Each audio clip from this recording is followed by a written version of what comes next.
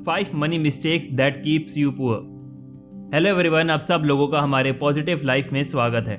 आज हम बात करने जा रहे हैं 5 ऐसी मनी मिस्टेक्स के बारे में जो हमें गरीब बनाती है। 5 चीजें जिन पर मिडिल क्लास लोग अपने पैसे वेस्ट कर रहे हैं, जहां पर उन्हें अपने पैसे खर्च नहीं करने चाहिए। और मैं आपको गारंटी देकर बोलता हूं कि अगर आपने इन चीजों पर पैसे वेस्ट करना बंद कर दिया तो आपको अपने लाइफ में कभी भी पैसों की दिक्कत फेस नहीं करनी पड़ेगी और हाई चांसेस हैं कि आप करोड़पति बन जाएं। Number 5, health insurance. Health insurance ना होने से आपको फ्यूचर में बहुत बड़ा नुकसान उठाना पड़ सकता है।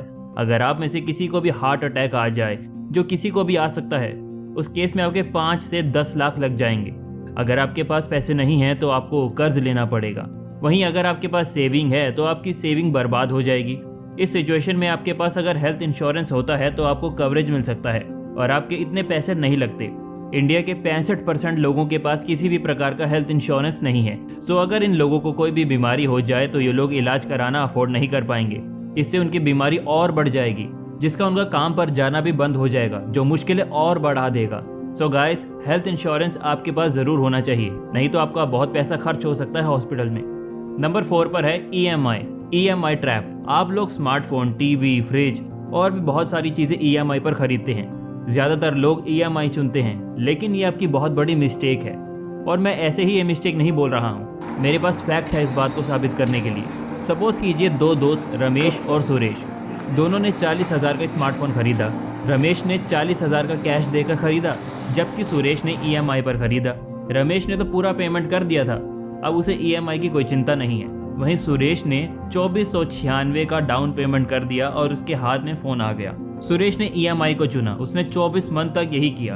हर महीने वो 1780 की EMI भरेगा। इस अमाउंट पर बैंक ने 13% इंटरेस्ट लगाया है, यानी कि 40,000 का फोन अब उसे 45,200 का पड़ेगा। इसके साथ ही रेगुलर EMI पर बैंक आपसे 0.5 से लेके 3% तक प्रोसेसिंग फीस भी चार्ज करता है।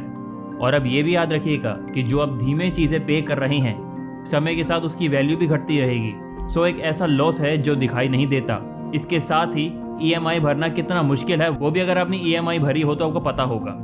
अभी तो मैंने EMI का आपको डेंजरस पार्ट बताया ही नहीं है। आप अपने फोन पर स्क्रॉल कर रहे हो, तभी आपको एक नया प्रोडक्ट दिखता है, आपको उसे लेने का मन करता है, लेकिन आपके पास उसे खरीदने के लिए पैसे नहीं है। सो आप EMI का ऑप्शन चूज करते हैं और फोन खरीद लेते हैं। तभी आपके माइंड में डोपामाइन स्पाइक होता है, आपको अच्छा लगता है, क्योंकि आप बिना पैसों के कुछ खरीद नहीं सकते। ये एक रिपीट टेबल साइकिल है जिसमें आप फंस जाते हैं। किसी और दिन कोई और प्रोडक्ट आपको दिखेगा, आपका फिर बाय करने का मन करेगा और आप फिर से बाय कर लोगे। इस तरीके से आप शॉपिंग और EMI करते रहेंगे, इसके एडिक्शन हो जाएंगे। और ये सिस्टम बनाया ही इसी तरह से गया है। इसीलिए कंपनियां नो कॉस्ट EMI जैसी स्कीम लाती है, जिससे आप ज्यादा से ज्यादा मनी स्पेंड करो और आपके पॉकेट से पैसे उनके पॉकेट में जाएं। वरना RBI ने नोटिफिकेशन जारी करके बोला है कि नो कॉस्ट EMI जैसी कोई चीज नहीं है। नंबर 3 पर है credit card. Credit card trap. किसी भी चीज के लिए पे करने के लिए क्रेडिट कार्ड एक अच्छा ऑप्शन है, लेकिन आपके लिए एक ट्रैप भी हो सकता है जो आपके पैसों को बर्बाद कर दे। कुछ चीजें हैं जो क्रेडिट कार्ड को बहुत खतरनाक बनाती हैं। पहला कि आपके पास ज्यादा पैसा होने का इल्यूजन क्रिएट करता है। जब आप क्रेडिट कार्ड स्वाइप करते हो तो आपको फिजिकली कैश देने का पेन महसूस नहीं होता, जिससे आप ओवर स्पीडिंग करोगे। आप वो चीजें खरीदोगे जो आप अफोर्ड नहीं कर सकते हो। दूसरा, क्रेडिट कार्ड इंटरेस्ट चार्ज करते हैं, जिसका मतलब है अगर आपने हर महीने पूरा बैलेंस जमा नहीं करवाया तो उस पर आपको भारी इंटरेस्ट चुकाना पड़ेगा। ये ब्याज समय के साथ बढ़ता ही जाएगा, जिससे आपके लिए चुकाना बहुत मुश्किल है। तीसरा, क्रेडिट कार्ड एडिक्टिव बन सकता है। क्रेडिट कार्ड यूज करने से जो आपको इंस्टेंट ग्राफिक एक्शन मिलता है, उसे रेजिस्ट करना बहुत मुश्किल हो सकता है। इसी वजह से आपको ज्यादा से ज्यादा पैसे क्रेडिट कार्ड पर स्पेंड करने पड़ेंगे ऐसी चीजों को खरीदने के लिए जो कि आपकी काम की ही नहीं है। Number 2, spending money on looking rich. ज्यादातर लोगों को अमीर दिखना है, अमीर बनना नहीं है। जब किसी की अच्छी जॉब लग जाती है और पैसा आना शुरू हो जाता है तो सबसे पहले वो क्या काम करता है? अपने खर्चे बढ़ा लेता है। महंगा फोन, महंगे जूते, महंगे कपड़े खरीदना शुरू कर देता है, जिसमें फंस कर आपको पैसों की दिक्कत का सामना करना पड़ेगा। कई ऐसे अरबपति हैं जो अमीर होने के बावजूद सिंपल लाइफ जीते हैं। और जैसे कि हम रन बफे के नेटवर्क के बारे में बात करें, 114 बिलियन डॉलर्स है, जो इंडियन रुपीस में 9,35,000 करोड़ रुपए हैं। मतलब कि 1 करोड़ उनके लिए 1 रुपए के बराबर है। फिर भी वो पिछले 65 सालों से घर में रहते हैं, पुरानी गाड़ी चलाते हैं, नॉर्मल खाना खाते हैं और हर आम इंसान की तरह कोका कोला पीते हैं। फेसबुक के फाउंडर मार्क जुकरबर्ग की नेटवर्क $100 बिलियन है, लेकिन हमेशा सेम कलर की T shirt, same jeans, same जूते, वही सब पहनते हैं। भारतीय बिलियनर अजीम प्रेमजी अरबपति हैं, लेकिन सिंपल लाइफ जीते हैं। इकोनॉमिक क्लास में फ्लाई करते हैं, नॉर्मल होटल्स में जाते हैं, पुरानी गाड़ी चलाते हैं। ये बिलियनर्स हैं, तो क्या ये बहुत कुछ नहीं खरीद सकते? लेकिन फिर भी वो अपनी औकात से कम खर्च करते हैं।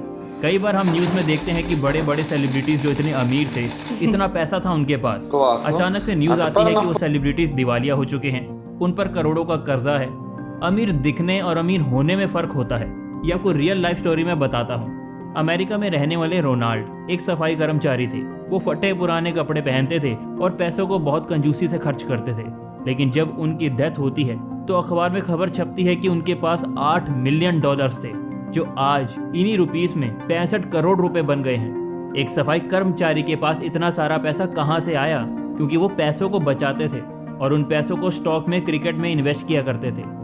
तो इससे हमें क्या सीख मिलती है कि कैसे इवन सिंपल लाइफ जीने का एक सफाई कर्मचारी सेवा और इन्वेस्ट करके करोड़पति बना जा सकता है, जबकि आप में से कई लोगों की सैलरी उनसे भी कई ज्यादा है। दोस्तों, मुकेश अंबानी कितना खर्च करते होंगे? उनका घर तो $2 मिलियन का है। वो अपने पूरे परिवार को एरोप्लेन गिफ्ट करते हैं। नीता अंबानी 3 लाख रुपए की चाय पीती है। लेकिन क्या आपको पता है कि वो जो खर्च करते हैं वो बहुत कैलकुलेटेड होता है। मुकेश अंबानी का सारा पैसा रिलायंस के शेयर्स में लगा हुआ है, जिसमें सिर्फ वो 1 पैसा खर्च नहीं करते, लेकिन रिलायंस से जो उन्हें डिविडेंड रिसीव होता है उससे वो सब खरीद सकते हैं। पिछले 10 सालों में उन्हें रिलायंस से 14,050 करोड़ का डिविडेंड रिसीव हुआ है। सो अगर पैसे खर्च करने हैं तो अपनी लर्निंग और अपनी एजुकेशन पे खर्च कीजिए, अपनी स्किल्स पे खर्च कीजिए। जो पैसे आप सेव करोगे उसे एसेट्स खरीदिए, जहां से आपको बिना काम करे इन्हें कमाना शुरू आ जाए, क्योंकि अमीर बनने का पहला मतलब तो यही है कि अपने एसेट को खरीदें। Number 1, spending money open house. अब यहाँ पे 2 केस हैं। पहला, आपके पास ऑलरेडी एक घर है और दूसरा, आपके पास घर नहीं है, आप किराए पे रहते हो।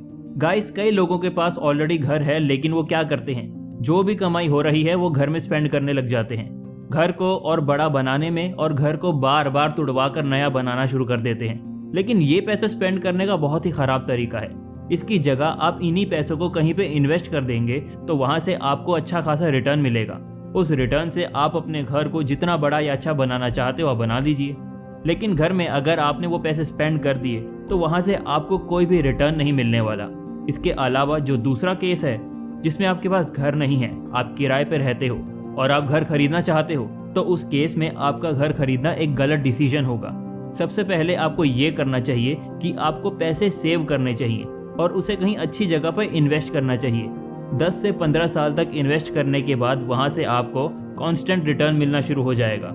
इसके बाद आप घर खरीद सकते हो। बैंक में पैसा रखना आपके पैसों को बर्बाद कर सकता है।